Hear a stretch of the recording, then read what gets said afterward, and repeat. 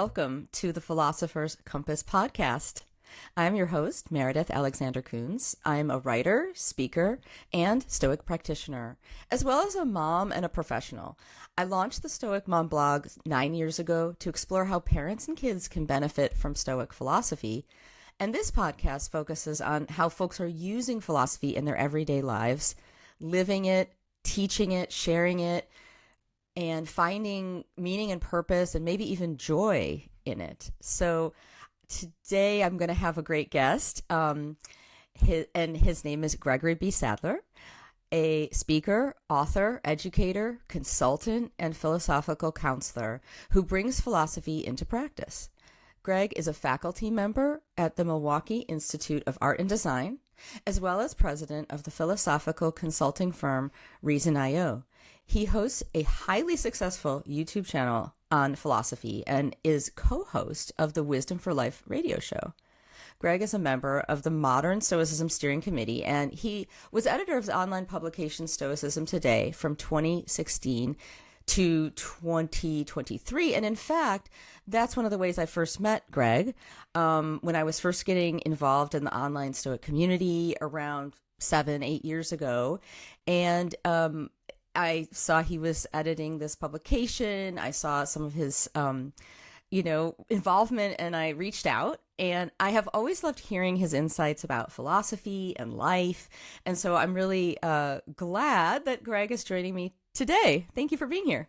Oh, thanks for the invitation. And I kind of think it's an interesting thing. We were kicking around, well, how did we actually meet in the first place? And I think that's kind of a good sign when you don't know right away, because we've had so many interactions in so many different ways. But as you pointed out, we've never been physically in the same place at the same time, which, is kind of a cool thing about the late modern era that we live in, That's right. It's one of the good things about the internet and social media.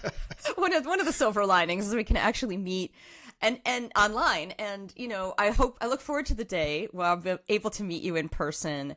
But until then, I'm following your work online and always enjoying it. And first of all, I just want to say the breadth of what you cover is astounding to me. I'm always seeing new videos, new takes on things I've thought about in the past or things I've never even encountered. And it's just eye-opening to me how you cover so much. And in fact, I'm actually interested in hearing that how do you kind of cover that waterfront of so many different philosophers, thinkers, writers, ideas?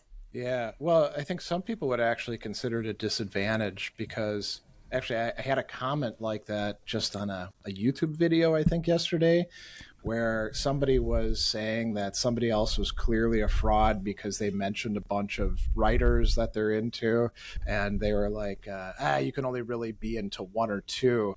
And I thought, well, I mean, there are some people like that, who are obsessed with John Locke or, I don't know, Hegel or somebody along those lines. But for me, I've always been drawn into a whole bunch of interesting paths that we could name with movements of philosophy like Stoicism or Platonism, or with the names of the actual philosophers.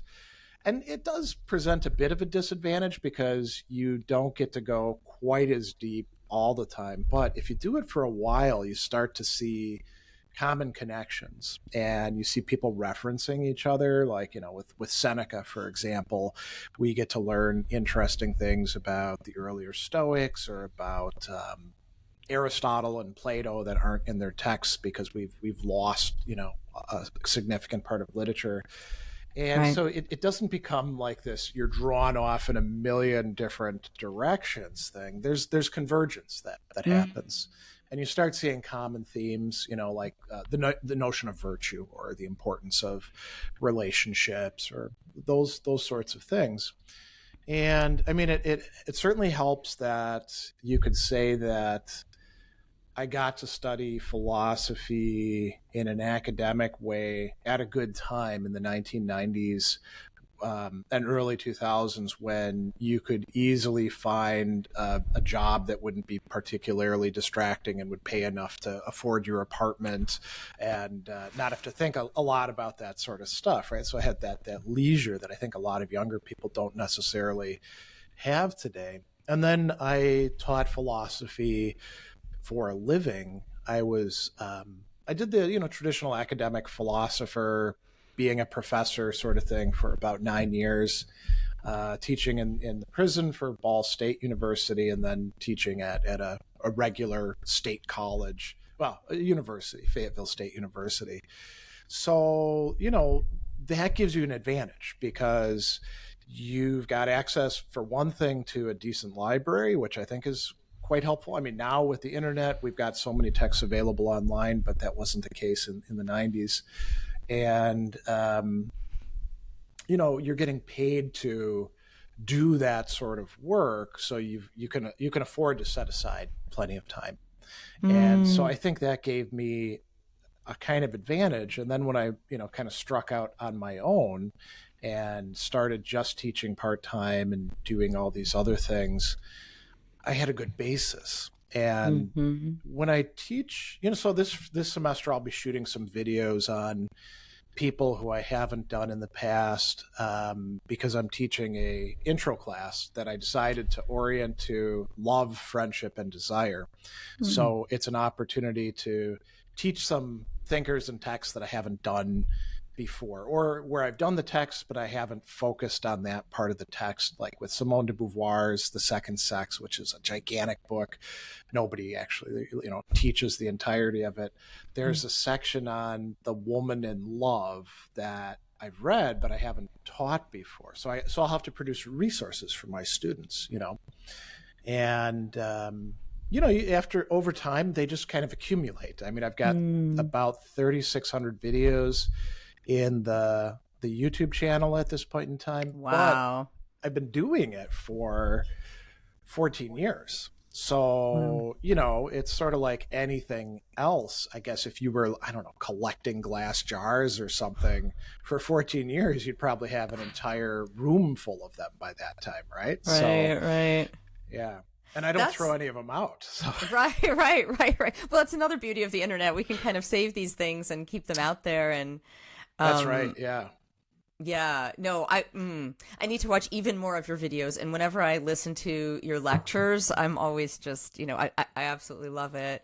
And you're such a prolific teacher. So I was kind of wondering about, what is it like? You have kind of the teaching in universities and colleges side, and then you also have the side of teaching philosophy on YouTube and other social channels. And I'm kind of interested in, what's it like for both of those sides? Like, what are students interested in today? And then what about the world out there? And how do you tailor it to these audiences?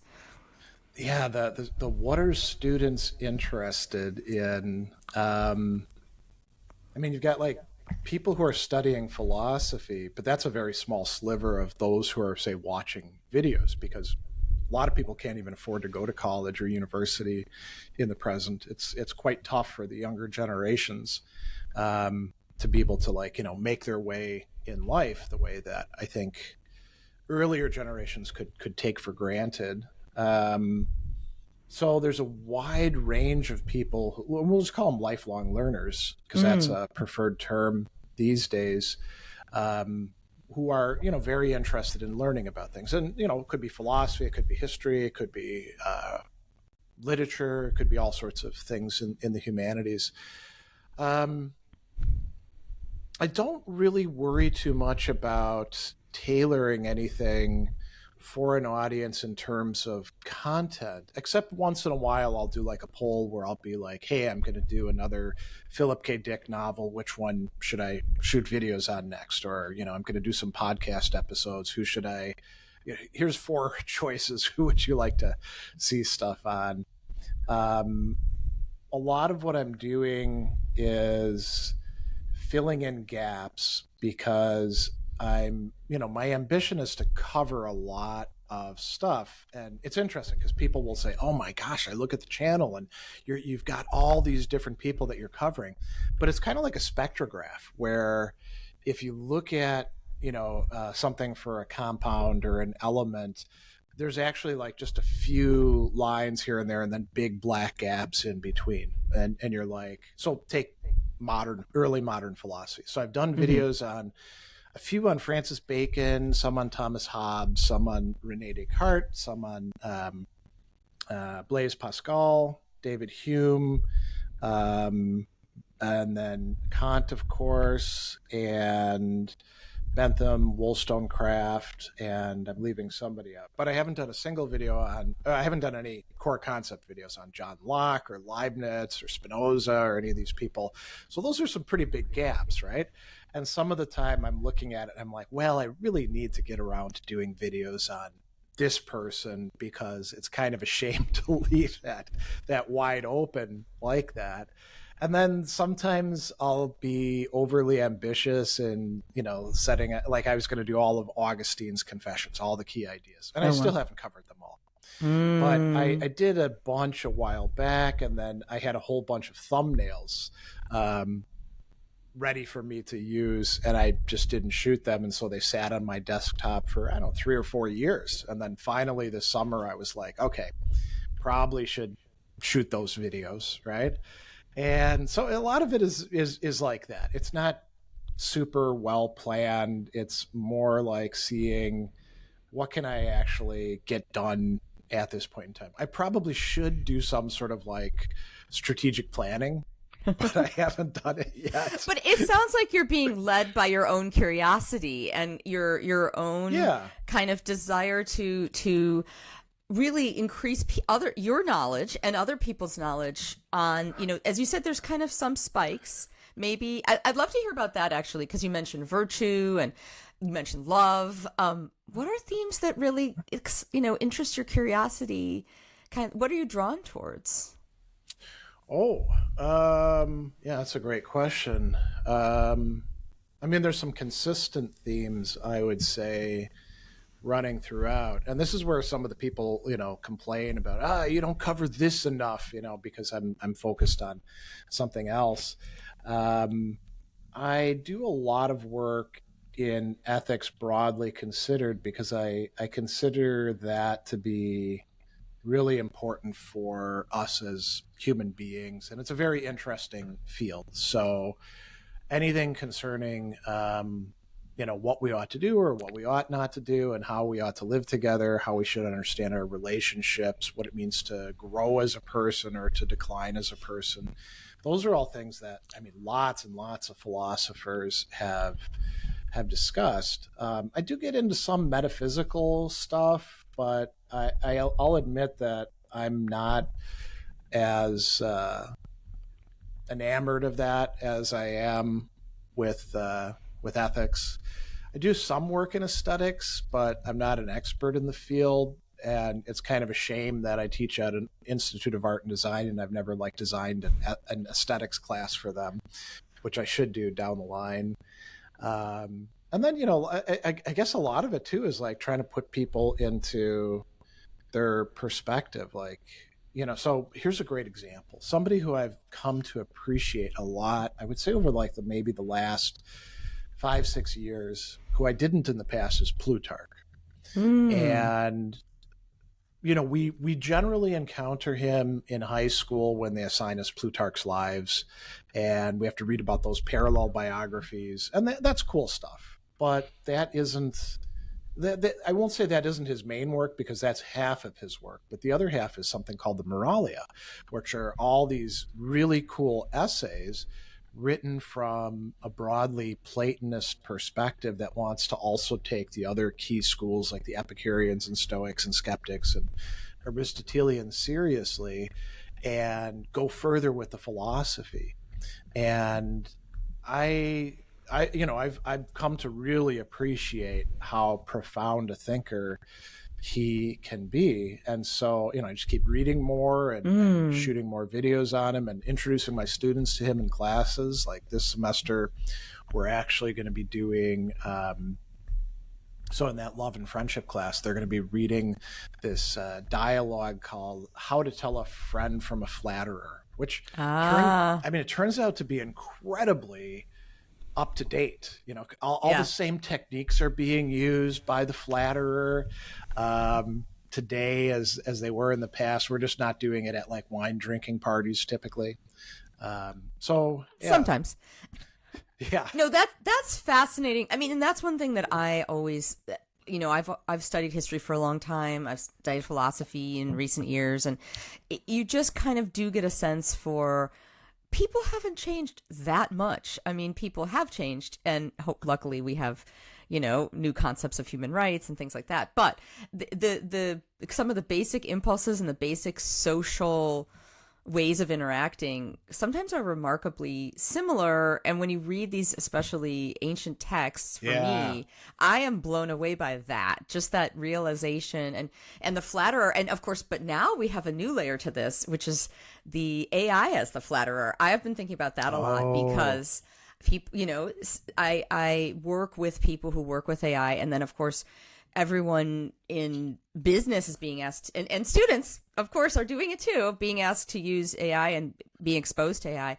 And AI is a flatterer. I mean, if you ask a ChatGPT a question about something about yourself, you will get validation and flattery. And so I'd love your thoughts on that in relation to Plutarch. And in fact, you're also reminding me I really need to read some more Plutarch too. But it's just, these things take new forms, but they're kind of old problems.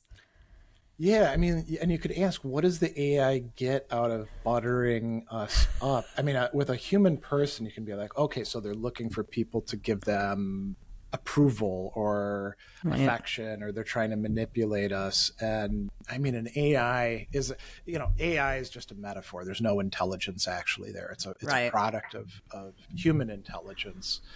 So that's one issue. Why did the programmers set it up in such a way that it basically, kisses our butts?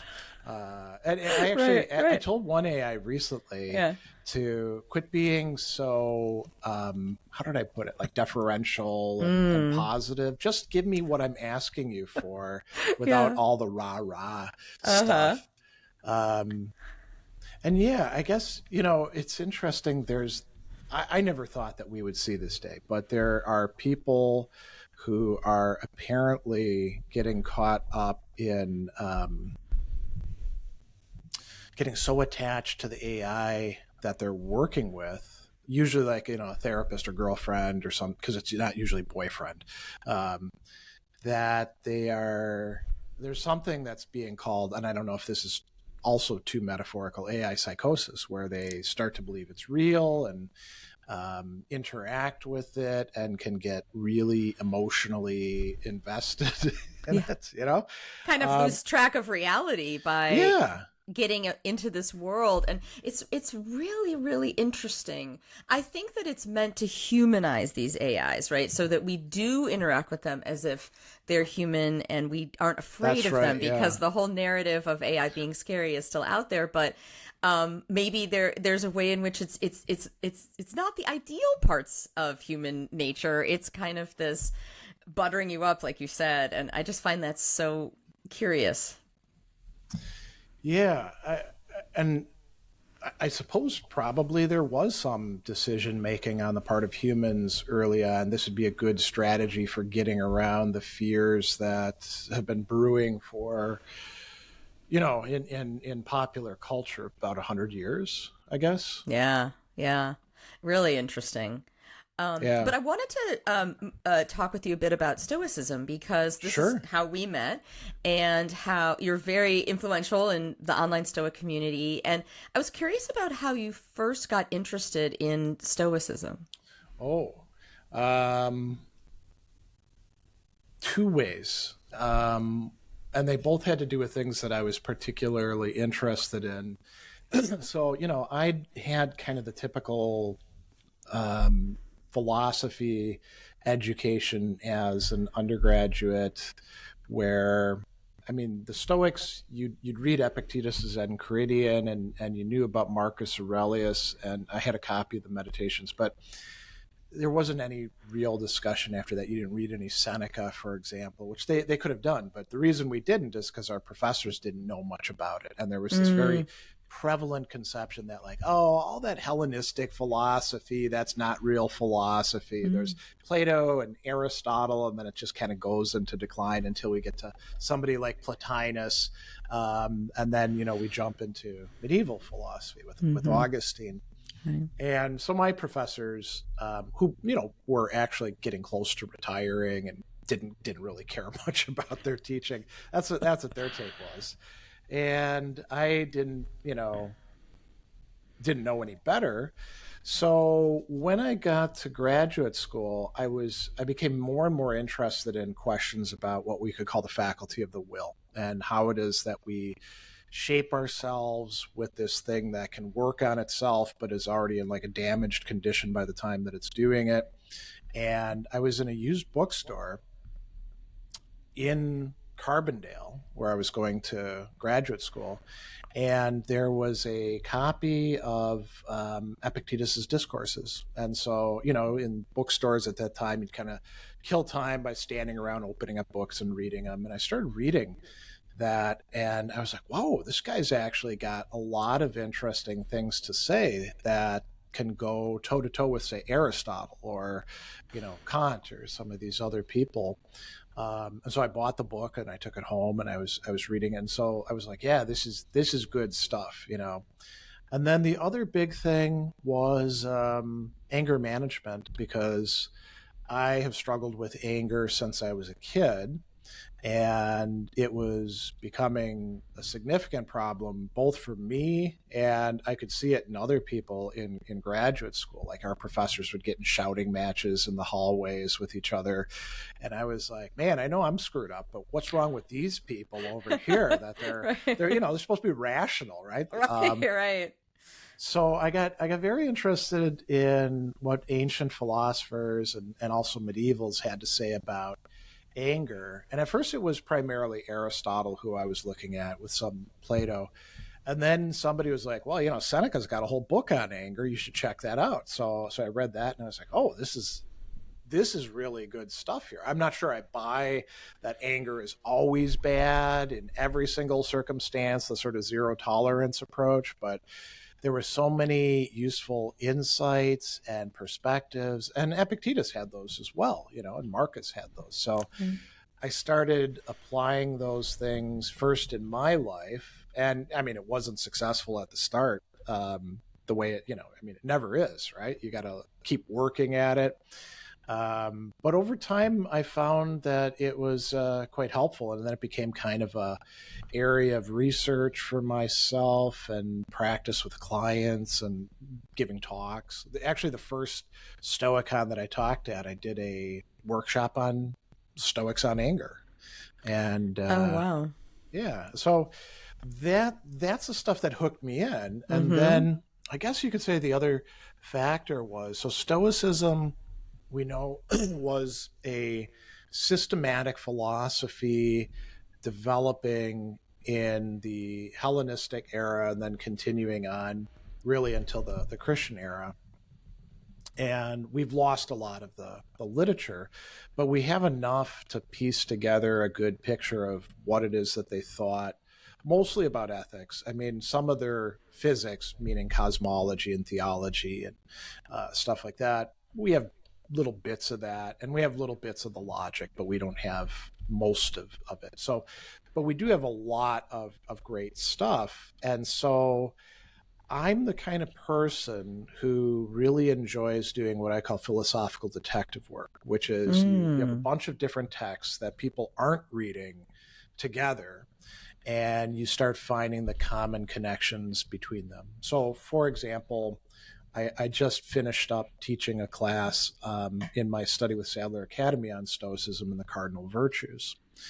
And there is no text that you can go to on the cardinal virtues and the subordinate virtues. There's a lot of people who talk about them, but I don't think that there's a very widespread understanding of how these things fit together. And it makes perfect sense, because there, you have these summaries of Stoic doctrine that tell you, okay, here's the 5 sub-virtues of courage, but then that list, that's from Arius Didymus. It doesn't match what's in Diogenes or what's talked about in Cicero exactly. Or so you have to read across, about 6 or 7 different thinkers, depending on which virtue you're looking at. And you have to correlate the things that they're saying with each other. And they're also in 2 different languages, in the original. So sometimes you got to be like, what's the Latin equivalent of this Greek term, that I should be looking for in Seneca or in Cicero. So, I love those sorts of projects, like figuring out, okay, so Epictetus tells us that we need to work on our preconceptions or prolepses. Well, who else talks about this? It turns out that Seneca does, but he doesn't call them that.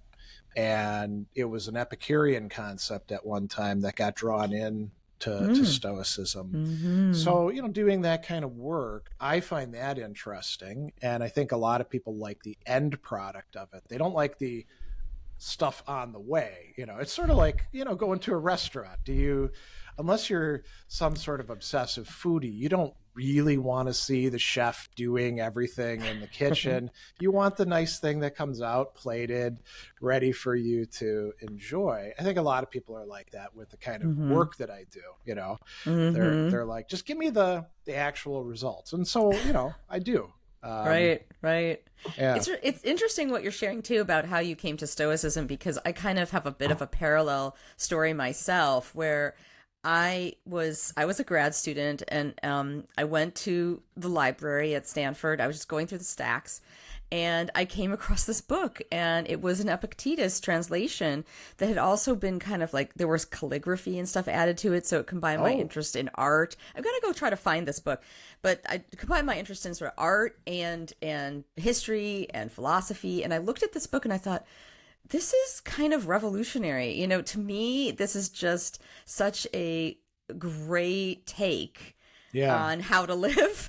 And I thought, most philosophy I tried to study, I did love it, but I also thought a lot of it wasn't really that applicable to kind of my life, right? Yeah. But that was so clearly, the handbook, the Enchiridion is so clearly, about how to live. And then later on, when I, became a parent and I was working with my 2 daughters, I was stressed, and I was like feeling the anxiety of like how to be a good mom and how to, raise good people in this world. And so that's when I kind of turned back to, and I realized there's this modern movement around Stoicism, and I got very excited and into that. So it's interesting, the parallels you're talking about. Yeah. I think, so there's the anxiety, which is something that we feel in ourselves. And then there's all this social pressure too, right? Yes, 100%. Especially around motherhood. I mean, less so than fatherhood in American culture.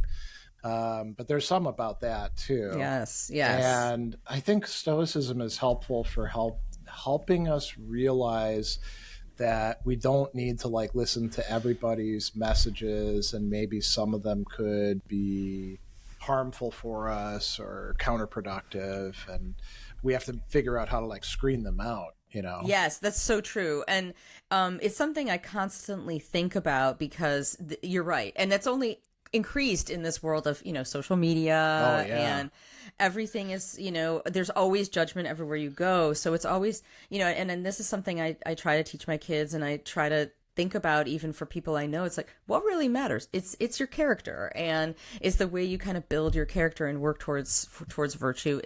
And in my world, that it's really sometimes hard to keep that in mind because of all the pressures and the judgments and the stresses and the way people look at you and perceive you. And you really have to fight and a bit like swim upstream to keep this in mind. Yeah. And you don't want to dismiss like everybody's perspectives and just retreat to the so-called inner citadel, right? Because there are going to be some people that you do need every once in a while who are going to be like, hey man, you're screwing up, you need to like pay attention to this. But sifting out who those helpful voices, well-meaning voices are, compared to like, I don't know, all the grifters trying to make a buck on making you feel guilty about stuff and then trying to sell you some coaching package or product. whatever. Yeah, and Right? all the ways the students are judged, for example, Oh, yeah. every single grade, every single test, every standardized test, every, applying to college, which is something my younger daughter's involved with now. It's a big deal, and I know you've been, involved with these things yourself as well.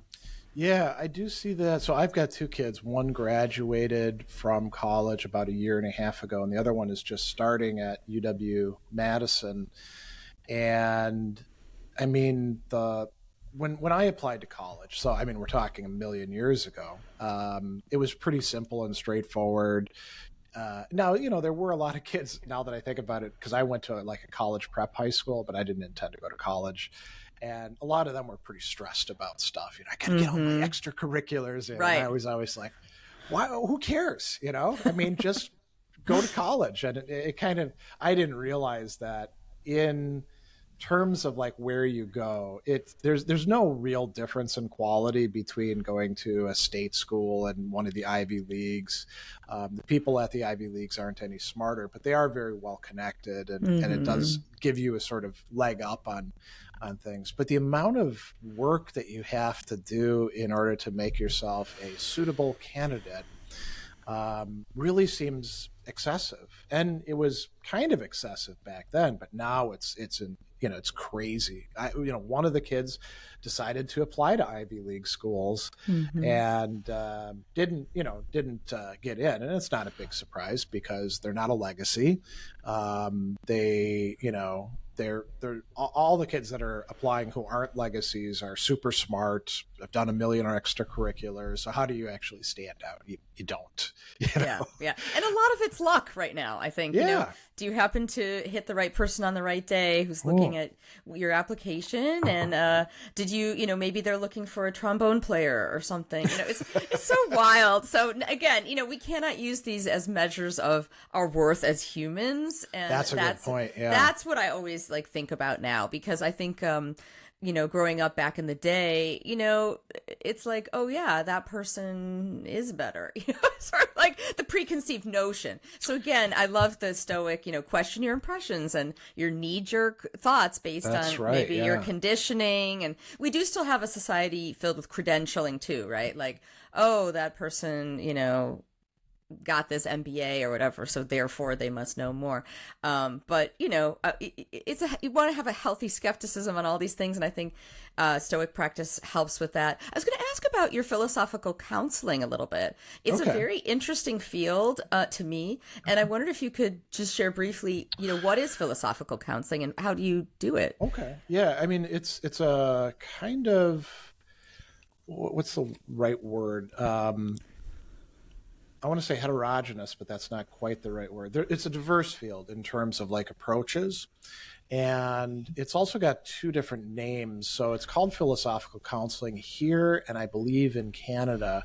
And then in most parts of the world, it's called philosophical practice. So it's been done in Europe for longer than, in an official way, longer than it has been here in the United States under the rubric of philosophical practice. And there's two main training and certification organizations here in the United States. One of them is very into logic-based therapy and is kind of narrow in their approach to things. And then the other one, the one that I belong to, the American Philosophical Practitioners Association, is more humanistic and kind of eclectic in its approach. So I guess what you could say, covering all of them, is that you're taking concepts or practices and approaches from the field of philosophy and you're applying them within the scope of people's lives. So it could be personal problems, like, I do a lot of work with people on anger, but it could also be applying it to workplace conflicts, or to trying to figure out what's going on with your job search and where you would actually find meaning and how to prioritize. Sometimes people will contact you and they'll say, I just feel stuck, and so you got to explore that quite a bit. And so you'll use things that are drawn from philosophy, and they could be as big as a method, right? Logic-based therapy considers itself to be a method. We could also talk about like applying Stoicism or Aristotelianism or something like that as a method. But a lot of times it's pretty dialogical. You're listening to people, then, saying, okay, so I need to ask you these questions to understand better and see if you can get them to articulate things. And sometimes they'll have insights that are helpful. Sometimes they want an accountability partner, So there's a lot of overlaps with other areas. It is in the United States, it was very deliberately set up as not being a medical practice, right? Because there's so much baggage associated with that. So like we don't take insurance, and we don't call ourselves psychotherapists, because if we do, we could get into a lot of trouble. It would be bad for the field. I think, in other places where they're not so legalistic, there's a little bit more overlap, right? Yeah, this is interesting to me. I really love this idea. I'd love to be counseled philosophically and maybe even practice it someday. Because I probably are already doing some of that. I mean, the reason why I went through training and certification was because I realized that in my work with colleagues and other people that I knew, I was already doing that work. And I think, for example, your book on parenting, I think, is doing that kind of work, right? Without not necessarily doing it in the one-on-one way. Although I think you've probably done that too, right?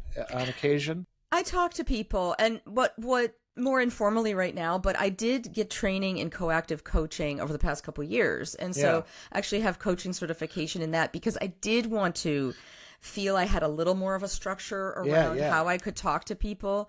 And it, as you said, it's kind of something I was doing already. It is something that also comes to me naturally because I like to ask questions and I'm very curious about people. And I really love this idea that we can all figure out kind of what our life philosophy is and sort of refine it to live better, right? And I think that's kind of the same impulse in coaching of all kinds. Good coaching, and because there's some that's not, but the real coaching, and I think coactive is quite a good and interesting model. But also this philosophical coaching model is also really, really interesting to me. And I think, this, because the issue with philosophy is, a lot of us when we were in school, if we ever even took philosophy, which I never really took a formal class in philosophy in high school, college, or grad school. I took intellectual history. And I took, for example, political philosophy, but it wasn't really ethical philosophy. It was more like, how does this apply to kind of the history of governments and people's self-rule and so on. But anyway, because I think I was turned off by the types of philosophy, especially that were being emphasized in the 90s. And it was just, I don't know, it didn't really do it for me. And I didn't see the practical applications. I didn't really care as much about metaphysics. I care about ethics. I care about how to live. And so now I'm just excited that there's more emphasis on this, both in people like you with your work and your teaching, but also just these books being written that are more, towards the book that I wrote with Massimo and Greg Lopez, Beyond Stoicism. It's like that. And everywhere when I talk to people and I just chat with them about myself and I mention my book sometimes and they say, oh, well, I could never because I don't study philosophy. No, this is meant to be accessible. It's meant to be interesting. It's meant to be something you could think about using. This is why we have exercises. And then I have my blog, as you said, on mostly on parenting, but also on just living as a human being. And then I'm hoping to turn my blog into a book soon, hopefully, and just kind of, using these ways to interact with people, both in writing and online and these kinds of conversations to apply practical philosophy to how to live our lives in, a more coherent, hopefully more ethical, and honestly more fulfilled kind of existence when you know what you really should be focusing on. I think that's one of the things that you touched on there is maybe one of the biggest challenges in front of us, which is getting people to see that philosophy is for them, right? Because like you said, people are like, oh, I don't know, that seems really difficult stuff. And for them to understand that, first of all, that it can be made accessible, but also that they have a right to be there. I think there was a lot of gatekeeping that went on. I know that, so I've talked about this before. In the you look at what philosophers would describe their activities as in the 60s and 70s and 80s in this country. And it was this elite thing, and we think the big thoughts that other people don't. We're not like worried about, what business people are interested in, not even economists, because they're not elevated enough.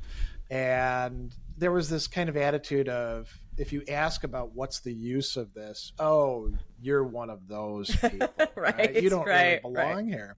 And then, and you can get away with that sort of stuff until people start asking you, okay, budgets are being cut in the university, justify your existence. And then they're like caught flat-footed and have nothing to say. And even without having that kind of elitism, there was another that was even in ethics. There's a lot of professional ethicists who are like, yeah, I just teach this stuff. This is not about, applying it to your life or anything. I'm just interested in like abstract questions of animal welfare, how to apply utilitarian reasoning to this problem. And they get very threatened when they see people actually applying it. And they'll use, language like, oh, you're watering it down, it lacks rigor. I had a guy, and I'm not going to name his name, but it was at the Aristotle and Aristotelian Tradition Conference that I go to most years because it's just down the road at Marquette University. And he was a chair of a department around here, long since retired.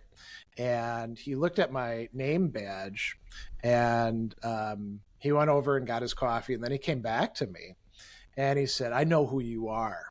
And I was like, oh, well, that's nice. And then he's like, I just want to tell you what you do isn't real philosophy. And then he turned around and walked away. And I was like, well, you prick, Yeah, that's awful. Yeah. Oh my God. Talk about gatekeeping. My God. Yeah. And I was even presenting that particular conference. Wow. And it's that.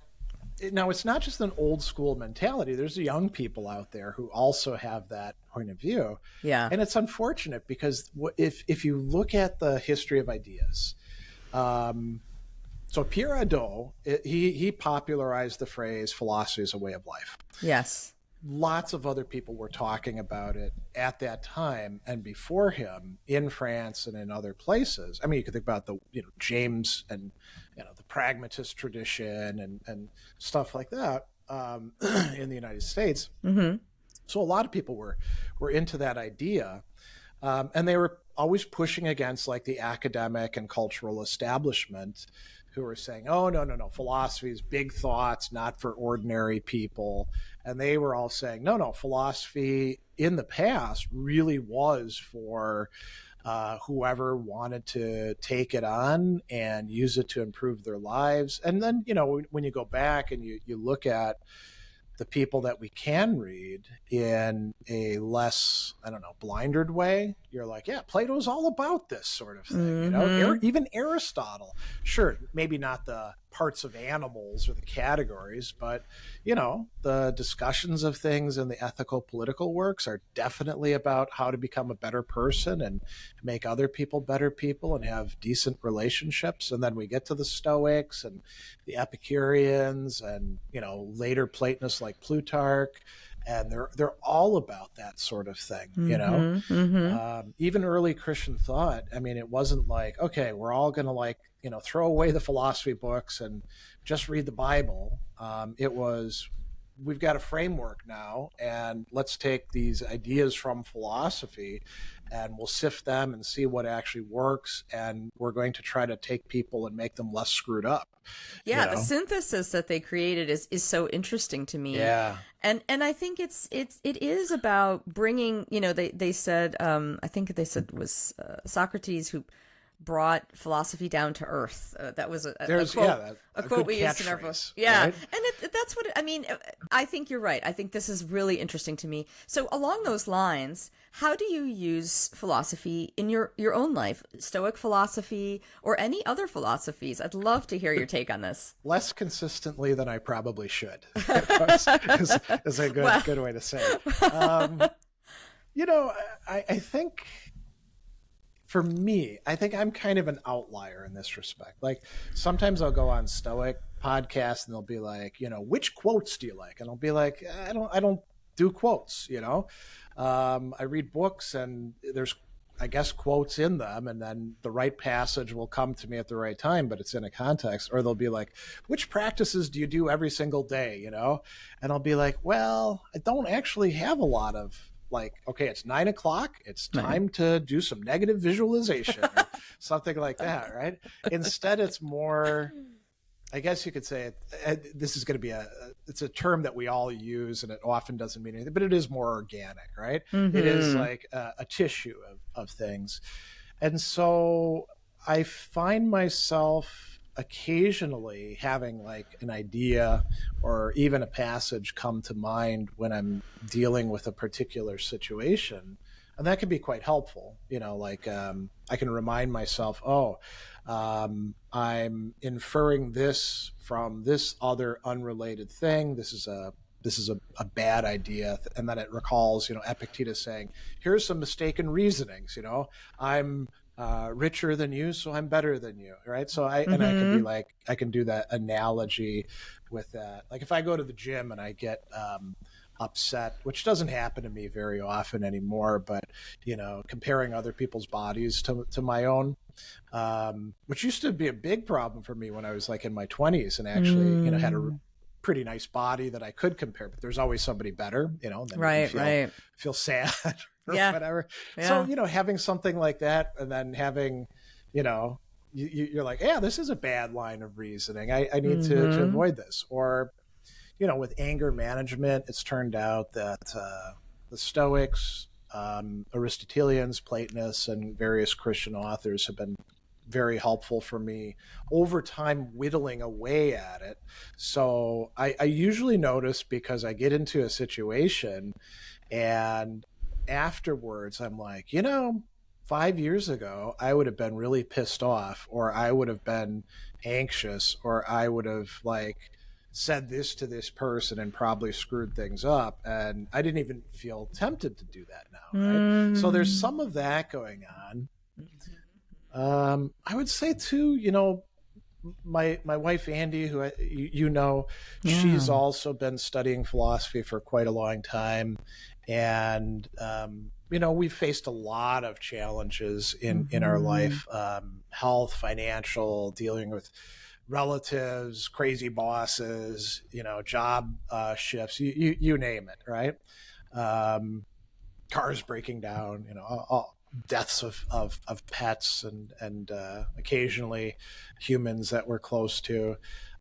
So, we use philosophy in kind of a supportive way to deal with that. As a matter of fact, if you don't mind, so I've been invited to be part of one of the Plato's Academy's things on love and friendship and to talk about Aristotle. And I told Andy about that, and she was joking with me. And I think I may have actually sent this on to Casey. Andy was like, so in the presentation, you can, here we go. Will you talk about me, how much you love me, how I am your most significant relationship? Will your talk be called All About Andy? And of course, she's really joking with that. And I was sweet. Like, that'd be kind of funny, So we could take philosophical couples, and I think it would actually be a really good thing. And I may pitch this to Donald and Casey and some other people, where I think people on the outside, they imagine, oh, wow, they're both into philosophy. Their life must be amazing together. And I think it would be really helpful for people to hear, no, we get in fights and we have to deal with crazy crap where one of us is being irrational and the other one is being, if not fully rational, at least less irrational. And there's all these, it's like whack-a-mole with life. One problem gets solved, another one comes up. I think it would be helpful for people to hear that. It's good to seek out a partner who is, broadly speaking, philosophical, right? Yes. But it's not a magic bullet that cures everything. Right. Well, it sounds like this is a kind of an amazing story of personal growth that you have, and that you and Andy are building together in this story of your relationship. I mean, it's kind of about that awareness that you're bringing. I mean, you mentioned going to the gym. Yes, this is very relatable, very relatable. And it's something that I think we all have to be super aware of, and that's the baseline. But then you clearly, like, over time, you're applying your philosophical principles, I would say, to like your mindset, like your basic. It doesn't have to be like, I also agree with you where people will say, oh, what are your practices? I mean, I have things I do, but it's not like, as you said, I'm not really much of a person about habits either. And so it's not like I have to do this at that time. It's more, how do you actually kind of react in the moment? Like, you see that person at the gym, and how do you become aware of what your thoughts are, question your impressions, ask yourself what's really true here, what really matters to me, all those things. And I think, you clearly are living it. And I also want to give a call out to your social media channels. I love them and I follow them very religiously, because I always love your comments. You're very real and you're very honest, and you are opinionated, which I personally enjoy, because I think we need this. We need to also kind of have a strong voice, and I think a lot of people are afraid of that. I work I work in the corporate world, and people are so afraid to have a voice, or there are these voices out there that are just like extreme partisanship, and know what they're going to say before they say it. So having an authentic kind of voice that you bring based on your personal growth through your philosophy, your teaching, your interaction with students, with Andy. I mean, this is really good stuff. Yeah, and I think that it's good to have to stake out positions, right? And then you have to be able to explain them by something better than, oh, that's just my feeling or something like that. So that's important too, providing reasons, which is, a kind of modeling, I suppose, and that's part of what we try to encourage students to do, instead of just saying, oh, I just happen to feel this way, or this is the cause that I endorse. You can't just do it on vibes, as my kids would say. Yeah. And you also, go ahead. No, you please. Well, I was going to say, like, going back to Stoicism, there's a lot of people who, you see this a lot in the discussion groups in Facebook. They're on Team Stoicism, but they may as well just have, like, they may be rooting for the Packers or the Browns or whoever, because it's like they're right no matter what, and this practice is going to be amazing for me. And it's, what you really want is something that's, I don't know, more measured, more rational, giving reasons for why this should be a good idea to do things this way. I mean, it's cool if Seneca said that you should do something this way, but Seneca also said we don't have kings, we get to decide for ourselves. That's right. And there were some parts where he's like, the Stoics say this, but that's clearly crazy, and here's why, Right. And having an orthodoxy around it is not, to me, philosophically healthy. That's right. Yeah. You know what I mean? So you have to constantly bring your mind and your critical thinking. And in terms, you mentioned some hard times that you've faced over the years. What would you say in your life philosophy or your approach kind of helps you keep going through tough challenges? That's a good question. I mean, one thing I find quite helpful, and you can probably relate to this as somebody who's done, a lot of work and reading in the history of ideas, is going to the past helps us to contextualize where we are in the present. So like when we went through the pandemic, there were a lot of people who are like, on the one hand, they were, I won't give in to fear, and they're completely driven by fear. And, oh, the mask, you won't make me wear a mask or take a vaccine.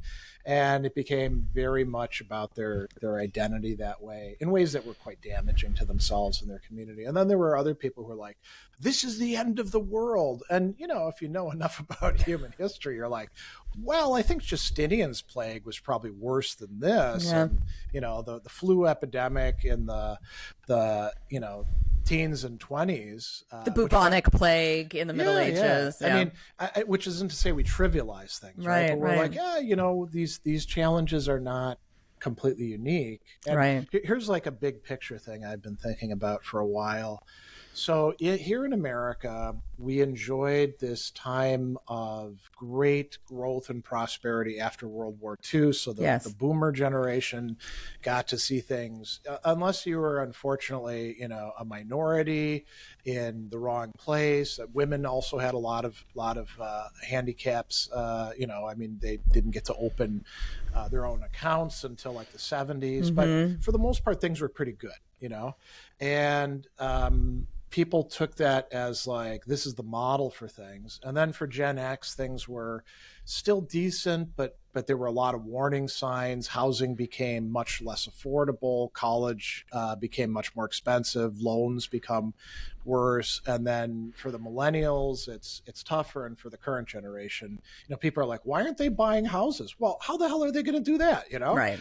Why aren't they investing in their retirement accounts? With what money? Or having kids. I mean, that's a big topic, right? Yeah. So I think that Americans got themselves tricked into this mindset that, like, we all get to have the great American dream, and it's been eroded. And then now it's been very accelerated. Our place in the world has been basically undone by, just a year, not even a year at this point, of policies and breaking treaties and saying crazy stuff. And, we're never going to get that back. And so you can look at that and be like, this is a catastrophe. And then you can also be like, well, I mean, what was it like for Augustine as the Roman Empire in the West was collapsing around him and he saw Rome get sacked? We're still reading Augustine today. Yeah. And feeling like, even though his culture doesn't exist anymore, there's something still worthwhile to his writings in life, an example.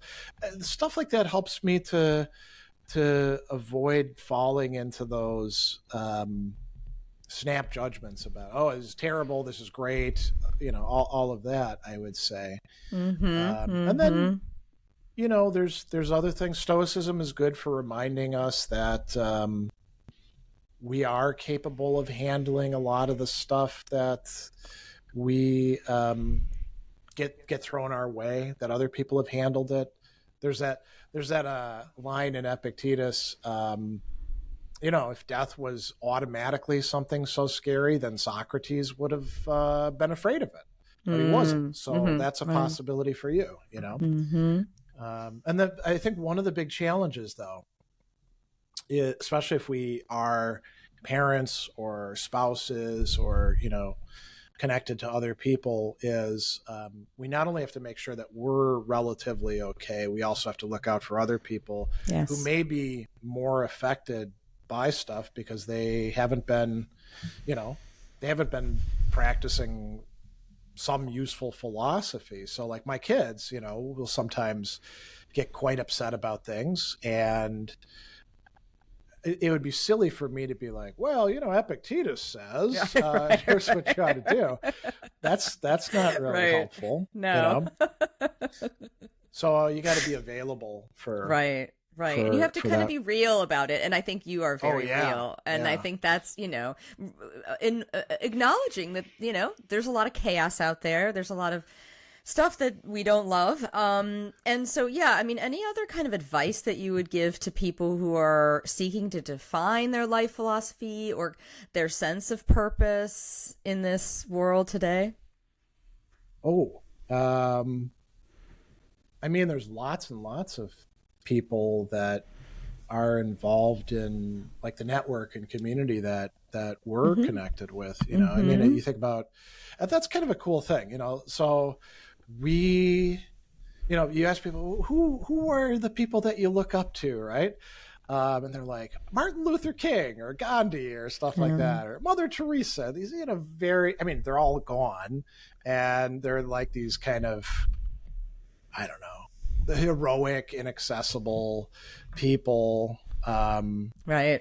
I mean, think about Chris Gill, right? I Yeah. mean, he's a great guy, Yeah. and he's super knowledgeable about philosophy, but you can sit down with him and have a chat, and he's a normal person. Right, right, right. And he'll answer very basic questions. I had some really, Yeah, simple questions for him. and he won't make you feel bad. And he asking wouldn't. him. Yeah, exactly. So I mean, that's a perfect example. I think there's a lot of people out there, and just people, in my Stoic network who are trying to use, as we just said, philosophy in their daily lives, like just trying to apply it somehow. To me, those are our role models, and that's more of a hero to me. That's relatable, understandable. Yeah, I've been fortunate to meet some of, I guess, what you could call my academic heroes, the people whose works I read and reference and cite. Sometimes through Stoicon was a big thing for that, because they bring in these big speakers like Julia Annis, who turned out to be great. I mean, I'd been reading her stuff for 20 years before I finally met her. Anthony Long is of that sort. So there's like the big heavy hitters. I got to work with Alistair McIntyre over a summer, and he was the real deal when it comes to virtue ethics. He'd actually, like, at conferences, he would see me like from across the room, and he'd be hobnobbing with the important people, and then he'd be like, "Oh, excuse me," and he'd come across and he'd ask me about, like, how are your wife and kids doing, or how's the prison teaching going, or things like that. He was a real egalitarian that way. And so we've got those, and then we've got like the people that are basically on our level, our peers, that turn out to be good people. I mean, it's nice that philosophy helps to make them that way. So Right. we could talk about a lot of the people that we have in common, like Massimo Pigliucci or Greg Lopez or Donald Robertson, Brittany Palat. I mean, we're probably, and I mean, it's unfortunate because we're going to end up leaving a bunch of people out who might feel like, oh, they don't like me. And then I suppose we're probably both at the point where we have junior people who we connect with, and we're like, there's some real potential here. Let's encourage that. And then we have productive interactions with them. And so, forming those bonds, and they don't coincide with like some sort of membership list. Exactly. It's not about using knowledge, as you said, to gatekeep or to kind of exclude people. It's, to me, and I think this is so true in the spirit of your work, it's about sharing the knowledge. It's about sharing the possibilities. And I'm always surprised, because Stoicism has become more popular. I'm always surprised when I just encounter people and I mention Stoicism, and their eyes light up and they start to ask me about it. And just a barista, I happened to, actually, I was carrying around my book because I was going to show it to somebody, and he saw my book, said Stoicism. Oh, I'm so interested in that, and a woman I met on a hike in Yosemite, and she's a young woman in her 20s. I wouldn't have necessarily expected. And so there's people from all walks of life who are now being exposed to it thanks to social media. So, okay, we know that some of it out there is not accurate to actual Stoicism. We know there's also Broicism, which is not what I would advocate at all. But there are people who are learning some of the basics of Stoicism, who are finding it so relevant and interesting that they will actually respond if somehow you have that connection. And so I love that. Yeah, and actually, now that I think about it, and I think this is already there, like maybe in the introduction to the book. So Stoicism could be kind of like the proverbial gateway drug, and then you can say, oh, by the way, there's also all of these other really cool traditions or standalone philosophers who you might want to check out, because what we have in Stoicism is great, but it doesn't cover everything, you know? Exactly. It is a gateway. It is a way of realizing Stoicism can apply, or a philosophy can apply to your everyday life, and can inspire you to live better, or to live in, ways that you didn't think of before. And for me, a lot of it is aspirational. This is part of why I adopted Stoic thinking, is, to try to improve the parts of myself that I struggled with, and to try to be that person I wanted to be. So of course, that's the baseline. People have to want that, right? And my hope is that, sometimes times of chaos and, craziness actually do inspire people to want to kind of find a path. I'm kind of curious. Mm-hmm. So, we have this, let's call it the problem of the Stoic sage, right? Because the notion of the wise person was pretty widespread across philosophical schools, but a lot of people's schools, like that of Aristippus, it's deflationary. They're like, it's a smart person. They still screw up every once in a while. But the Stoic sage is this, not only like, perfect person as far as knowledge and virtue and wisdom, but I mean, they go really overboard. He's also, or she's also, like the most erotic, meaning they're the best lover, they're dialectical, they're the best drinking companion. And after a while, you're like, come on, right. I don't really buy this. But there is this, like, and we've had some conversations about this recently in different places. I actually think that for a lot of people, the idea of the sage winds up causing them too much trouble and anxiety, and they should just like set it aside if that's the case. But nobody else has to. And so when you think about, I forget exactly what phrase you used, but thinking about like a better you, is it an ideal you who like ticks off all these great boxes?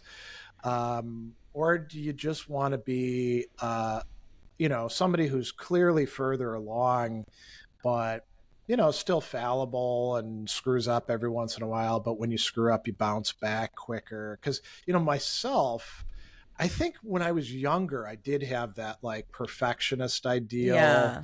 And now, people are like, what do you want to be like? And I'm like, I don't know. I mean, a little bit better. Right. I don't want to keep making this stupid mistake over and over again. And then people are kind of surprised. They're like, why don't you shoot for something better than that? So where's that's so interesting, Greg. I mean, it may be also one of the benefits of, getting a little older and a little wiser, is knowing that, I know now, maybe I didn't know in my 20s, but I know now that I will never be perfect. And here's my thinking on this. And it's something I've said to my kids many times. What is perfect? If you're perfect, are you a robot? I don't, a perfect being to me would be robotic. It would be sort of like every time it is the right thing.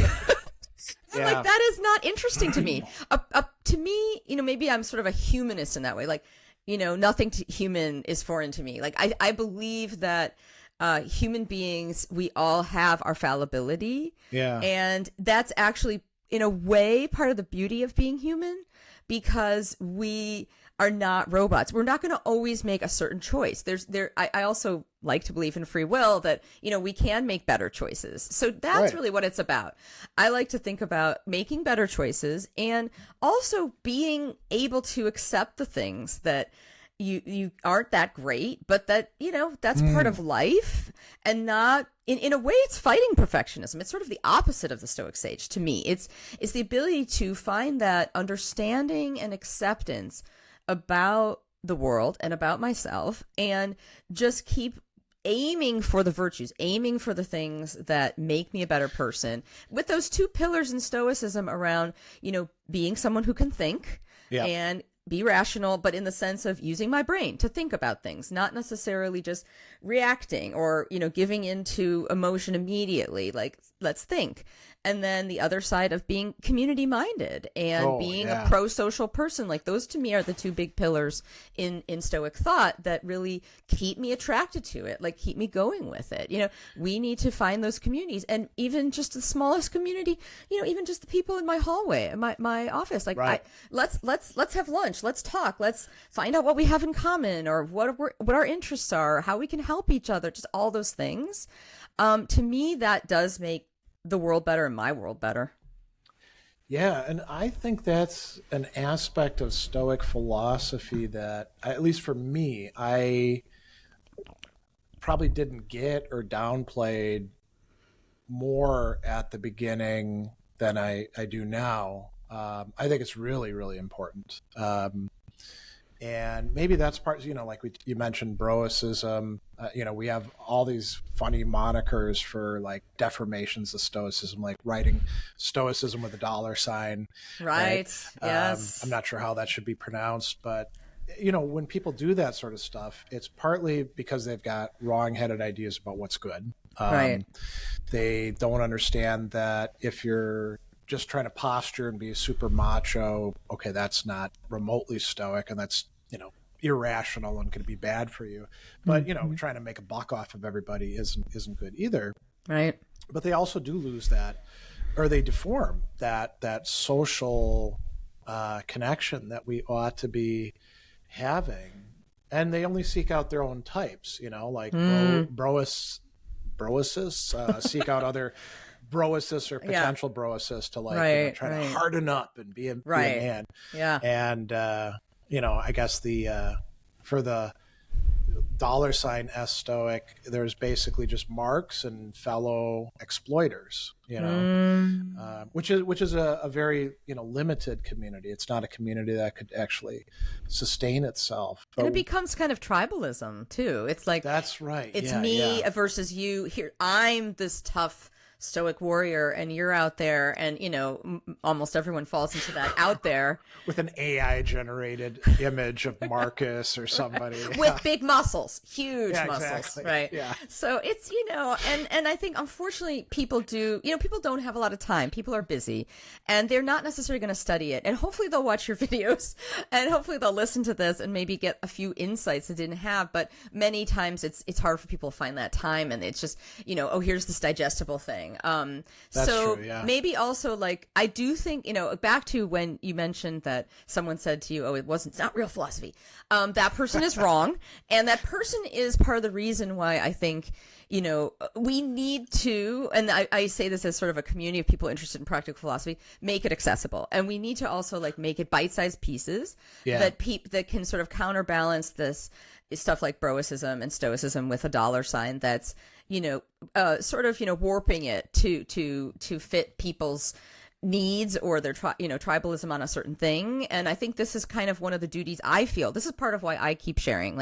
I feel that this kind of thinking and this just philosophical approach can not just help an individual live better, but can also help, spread this throughout our community somehow. I mean, that's my hope, that it can make for better people overall if they kind of are able to absorb some of those messages that are the better ones, the true ones. This will sound like a Yogi Berraism, because what I'll say is, well, sometimes it does, sometimes it doesn't. Immediately obvious, but that's the case.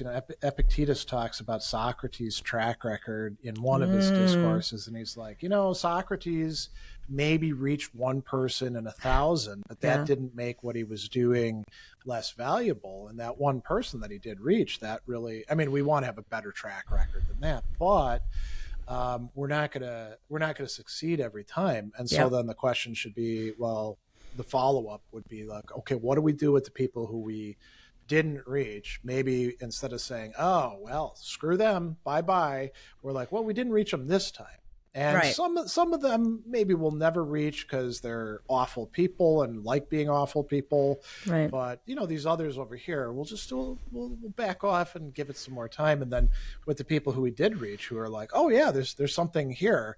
What do we have to offer them as follow-up, I think is quite important. And again, we'll plug the book. It's great. One of the things I really liked about the book, and that came out in my review, is all those well-designed practical exercises. So let's say, I don't know, somebody, we'll get away from Stoicism. We'll pick, the sort of the oftentimes viewed as like the big enemies, the Epicureans, right? Yeah. So somebody gets interested in that because you have a conversation with them and they're like, well, what would I do to actually practice this? And you're like, well, unfortunately, there's not a lot of text left, but here's what they are. Right. So you can read them. And then here's what you can try out. I think, so that does two things. One is it gives them something practically speaking, and in terms of knowledge, it's like a possession that they're handed. But there's also a message there that's undergirding it. I care enough about you to want to give you something that will prove helpful for you. Yes, You know? yes. I like the concept of, meeting people where they're at, or just offering something to try. If you don't, I mean, how are you going to meet them? Exactly. You are not. You'll be either up here or you'll be down there, and they'll be, So I think, that's, Thank you for your kind words about the book. I mean, really just trying to spread the word on these things, and I appreciate that.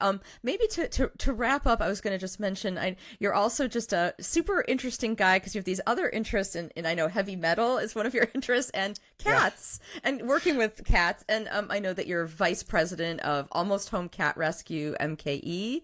And I was just curious about that. If you want to share a little bit about your work with cats, and sure. if you want to mention heavy metal, that's up to you, because that's also a cool interest that I've noticed you post about. How do these things make a difference in your life? I'll just talk about the cats thing, because the metal thing could draw us off in a whole bunch of rabbit holes, I think. Sure. Well, I had this. Well, my wife and I. She had two kittens that she adopted in New York City. They survived an apartment fire, and they were bonded together, couldn't be with any other cats. And then she ended up adopting these two dogs who the cats trained, because they were there first. And so we had our four-legged family. When I married her, they all became mine as well. And I loved the dogs and I loved the other cat, but I bonded most closely with this one cat, Sassy, who outlived everybody else. And she made it to 19 and a half years old, and we would do things like take walks around the city in like a little pouch, which was actually designed for small dogs. And I post a lot of pictures of her, and she and I were very close. And then she died, as they do. And I thought about this before she died, that I'd like to start maybe volunteering at like the Humane Society or something like that. And I didn't act on it right away. Instead, like I went to a cat cafe, which was kind of a disappointing thing. All these people who are, that you book an hour, all these people are in there to try to maximize their cat interaction, and the cats are stressed. But then there was this shelter in Green Bay that takes in a lot of like special needs cats, and we were up there for a soccer game, and we stopped in, and I just sat with this cat who was dying of cancer for about an hour, and she slept in my lap, and I was like, I think this is the kind of thing I'd like to do. And so then I found out about Almost Home, and they were actually in a building in an area that I used to live in, and their place is actually a shop, or was a shop, that was next to the coffee shop that I worked at. And so I like knew the place, and I went in there and started spending some time with the cats. And then a lot of the other volunteers were really great people, and they were like, you could volunteer. And I was like, yeah, that's a great idea. So you had to go through some training, and then you had to shadow people, and they would, show you what to do. And then I started doing shifts, and I've been a volunteer now for a little over 2 years.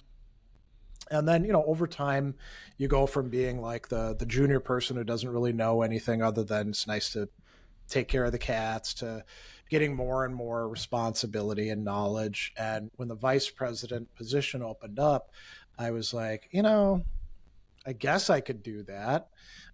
So I applied, and the board approved me. I'm still on probation, actually. You get like 6 months to prove yourself, and if you don't, like if I screw up, then I'm not out of the organization, but I won't be VP. Right. I'll just give you one example of something I've been doing lately. So we have this guy, Mox, who's a 1-year-old cat who is rather skittish. He's bonded with another cat named Janie, and they're very close. And Mox doesn't like, in general, to let people get too close to him. He'll actually pop you, but he won't scratch you. Mm-hmm. And so I've been working with him for about a month. He will let you pet him if he's like laying on a particular cat couch. And then recently I've been able to approach him in other places, and sometimes he'll pop me like 3-4 times, and I'll just like stick with it and keep moving in and put my hand on him. And at first he'd tense up, and now he's actually letting me pet him and doing so multiple times per visit. And I'm trying to.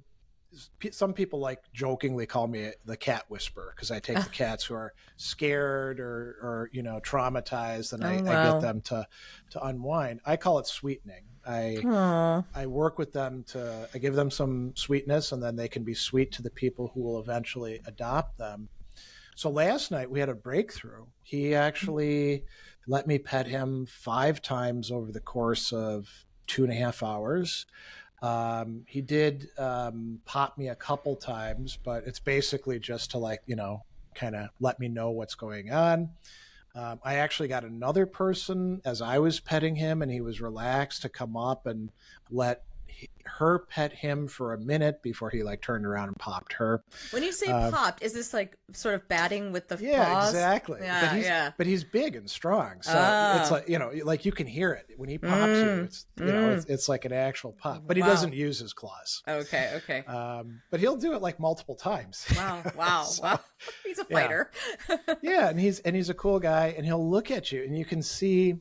Like people who say animals don't have real emotions, they're full of crap, You can look at him and you can see the yearning for connection in his little cat face, but he's not sure how to pursue it well. So I'm working with him just to try to get him to kind of open up and be able to ultimately, have somebody else want to say, I want these 2 cats, I want to bring them home, and they'll have a life with me. And that's actually, I'll point out another thing too. So I've done a little bit of writing about this, and I need to do some more. One of the biggest challenges of doing work like this is you are giving care and concern and love to these animals who you're forming temporary connections with, and they are going to go on to somebody else. And so some volunteers end up quitting because they're like, I can't take this. I got too attached, and now I feel bad. So you have to find ways to get okay with giving all of that to an animal who then will be transferring that to somebody else for the rest of their life.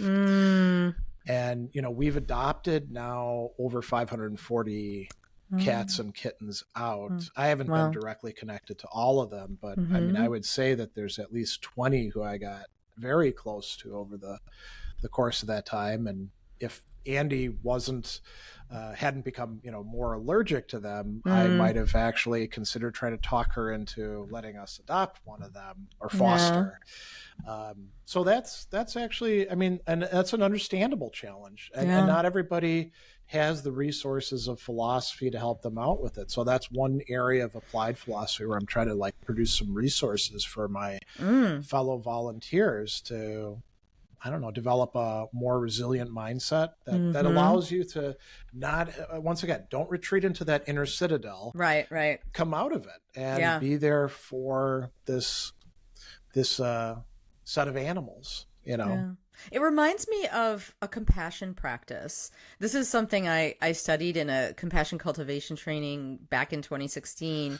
It's a really interesting practice because it's about being able to kind of sit with something that's hard or challenging or even suffering, and be present with it and express that sort of flame of compassion I think of it as like an inner flame of compassion towards this other being, whether it's a human, whether it's a cat, and, kind of bring that, but then be able to be okay with when that being's not there anymore. And sometimes that practice is used when someone is dying or very sick, or sometimes it's used when maybe someone's going away, or you're not, you're not in charge of that person or that cat, that being, but you're bringing that sort of light of your own, compassion and love, really, but then being able to kind of accept and be resilient about that that won't always be there.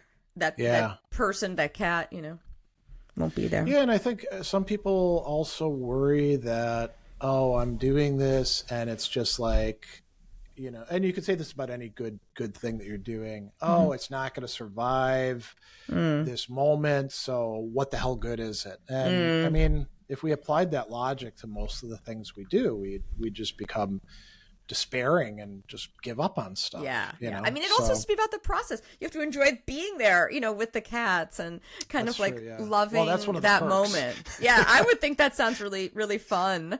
And I love your photos. And I mean, I guess to wrap us up, I would just say, how can people follow your work, Greg? Oh, so it's interesting. I realized this recently.